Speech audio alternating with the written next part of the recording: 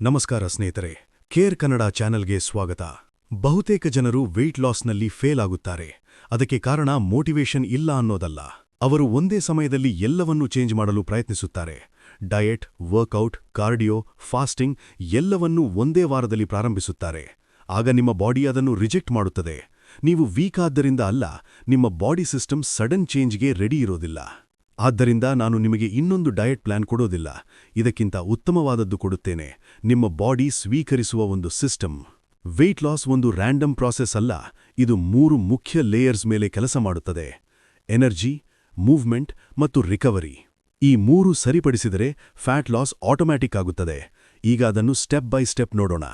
ಮೊದಲನೆಯದು, energy control ಮಾಡಬೇಕು. ಇದು ಫುಡ್ ಬಗ್ಗೆ ಅಲ್ಲ, ಎನರ್ಜಿ ಬಗ್ಗೆ. ನಿಮ್ಮ ಬಾಡಿ ಡಯಟಿಂಗ್ ಅನ್ನು ಅರ್ಥ ಮಾಡಿಕೊಳ್ಳೋದಿಲ್ಲ, ಅದು ಕ್ಯಾಲರೀಸ್ ಇನ್ ಮತ್ತು ಕ್ಯಾಲರೀಸ್ ಔಟ್ ಅನ್ನು ಮಾತ್ರ ಅರ್ಥ ಮಾಡಿಕೊಳ್ಳುತ್ತದೆ. ಆದ್ದರಿಂದ ಸ್ಟಾರ್ವಿಂಗ್ ಬೇಡ. ಡೈಲಿ ಸುಮಾರು 300ರಿಂದ 400 ಕ್ಯಾಲರೀಸ್ ಕಡಿಮೆ ಮಾಡಿದರೆ ಸಾಕು. ಎಕ್ಸ್ಟ್ರೀಮ್ ಡಯಟ್ ಮಾಡಬೇಕಾಗಿಲ್ಲ. ಒಂದು ಶುಗರಿ ಐಟಮ್ ತೆಗೆದುಹಾಕಿ ಮತ್ತು ಒಂದು ಅನ್ನೆಸೆಸರಿ ಸ್ನ್ಯಾಕ್ ತೆಗೆದುಹಾಕಿ. ಈ ಸಣ್ಣ ಚೇಂಜ್ನಿಂದಲೇ ಫ್ಯಾಟ್ ಲಾಸ್ ನ್ಯಾಚುರಲ್ ಆಗಿ ಶುರುವಾಗುತ್ತದೆ. ಎರಡನೆಯದು, ಮೂವ್ಮೆಂಟ್ ಒಂದು ಸಿಗ್ನಲ್ ಆಗಿದೆ. ಎಕ್ಸರ್ಸೈಸ್ ಅಂದ್ರೆ ಕ್ಯಾಲರೀಸ್ ಬರ್ನ್ ಮಾಡೋದಷ್ಟೇ ಅಲ್ಲ, ಇದು ನಿಮ್ಮ ಬಾಡಿಗೆ ಆಕ್ಟಿವ್ ಇರು, ಸ್ಟೋರ್ಡ್ ಎನರ್ಜಿ ಯೂಸ್ ಮಾಡು ಅನ್ನೋ ಸಿಗ್ನಲ್ ಕೊಡುತ್ತದೆ.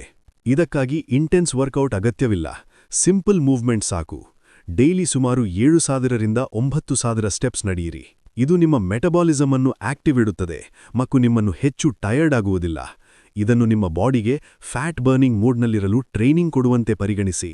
ಮೂರನೆಯದು, ಮಸಲ್ ಅನ್ನು ಪ್ರೊಟೆಕ್ಟ್ ಮಾಡಬೇಕು. ಬಹಳ ಜನರು ವೆಯ್ಟ್ ಲೂಸ್ ಮಾಡುತ್ತಾರೆ, ಆದರೆ ಸ್ಟ್ರೆಂತ್ ಕೂಡ ಲೂಸ್ ಮಾಡುತ್ತಾರೆ. ಇದರಿಂದ ಬಾಡಿ ಇನ್ನಷ್ಟು ಸ್ಲೋ ಆಗುತ್ತದೆ. ಆದ್ದರಿಂದ ವಾರಕ್ಕೆ 3 ಬಾರಿ ಬೇಸಿಕ್ ರೆಸಿಸ್ಟೆನ್ಸ್ ಟ್ರೈನಿಂಗ್ ಸೇರಿಸಿ. ಸ್ಕ್ವಾಟ್ಸ್, ಪುಷಪ್ಸ್ ಮತ್ತು ಪ್ಲ್ಯಾಂಕ್ಸ್ ಮಾಡಿರಿ. ಇವು ಸಿಂಪಲ್ ಎಕ್ಸರ್ಸೈಸಸ್ ಆದರೂ ನಿಮ್ಮ ಬಾಡಿಗೆ ಫ್ಯಾಟ್ ಬರ್ನ್ ಮಾಡು, ಮಸಲ್ ಉಳಿಸು ಅನ್ನೋ ಸಿಗ್ನಲ್ ಕೊಡುತ್ತವೆ. ಅದರಿಂದ ನಿಮ್ಮ ಬಾಡಿ ಫಿಟ್ ಆಗಿ ಕಾಣಿಸುತ್ತದೆ, ಥಿನ್ನಾಗಿ ಅಲ್ಲ. ನಾಲ್ಕನೆಯದು, ಇನ್ವಿಸಿಬಲ್ ಕ್ಯಾಲರೀಸ್ ಅನ್ನು ರಿಮೂವ್ ಮಾಡಬೇಕು. ನಿಮ್ಮ ಪ್ರಾಬ್ಲಮ್ ಮೀಲ್ಸ್ ಅಲ್ಲ, ನೀವು ಗಮನಿಸದ ಸ್ಮಾಲ್ ವಿಷಯಗಳು ಪ್ರಾಬ್ಲಮ್ ಆಗುತ್ತವೆ. ಶುಗರಿ ಟೀ, ಕೋಲ್ಡ್ ಡ್ರಿಂಕ್ಸ್ ಮತ್ತು ರ್ಯಾಂಡಮ್ ಸ್ನ್ಯಾಕ್ಸ್ ಇವು ನಿಮ್ಮ ಹೊಟ್ಟೆ ತುಂಬುವುದಿಲ್ಲ, ಆದರೆ ಕ್ಯಾಲರೀಸ್ ಹೆಚ್ಚಿಸುತ್ತವೆ.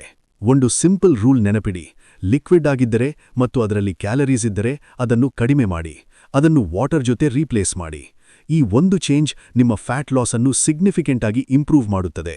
ಐದನೆಯದು, ನಿಮ್ಮ ಬಾಡಿಯನ್ನು ಸ್ಟೆಬಿಲೈಸ್ ಮಾಡಬೇಕು. ಸ್ಲೀಪ್ ಆಪ್ಷನಲ್ ಅಲ್ಲ. ಸ್ಲೀಪ್ ಕಡಿಮೆ ಇದ್ದರೆ ಹಂಗರ್ ಹೆಚ್ಚಾಗುತ್ತದೆ ಮತ್ತು ಫ್ಯಾಟ್ ಲಾಸ್ ಸ್ಲೋ ಆಗುತ್ತದೆ. ಹಾರ್ಮೋನ್ಸ್ ಸರಿಯಾಗಿ ಕೆಲಸ ಮಾಡಲು ಸ್ಲೀಪ್ ಬಹಳ ಮುಖ್ಯ.